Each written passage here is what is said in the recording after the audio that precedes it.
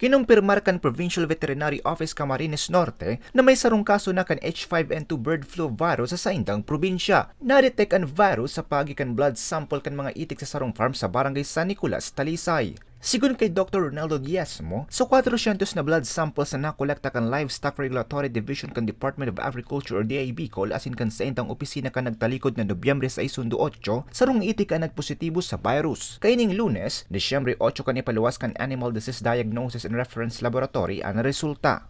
Yung second nilang collection, kasi twice a year nga, yung last collection nila, yung pang second semester na, ay last November, nagkolekta sila sa 5 munisipyo. Out of the 5 municipalities, may isang munisipyo doon na kinolektahan nila, yung isang barangay ay San Nicolas, Talisay. Usually, ang kinokolektahan nila mga itik, kasi yung mga itik usually ay nakakasalamuha, yung mga migratory birds. Sigun kay Diezmo, tinipon asin ginarada na ang 200 na itik hali sa infected na farm. Nagtutubod ang ahensya na pwedeng nakuha ang virus sa mga itik sa umahan na posibleng nahawaan kan iba pang migratory birds sa lugar. Nakatalaan naman na magkolekta ng blood samples sa iba pang hayop sa poultry farms na nasa palibot kan ground zero.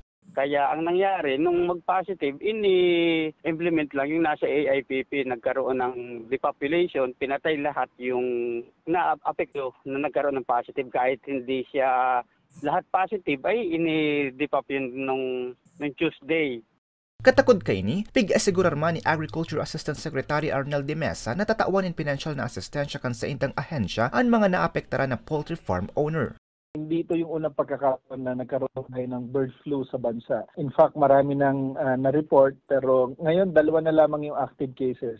Isa nga dyan sa Talisay at isa sa Bulacan. At yung naunang cases ay na-declare na bird flu na control at yung area na affected ay naka-cover na at declared ng freedom from avian influenza. So madali naman makontrol itong mga insidente at wala pa tayong reported na cases ng human transmission.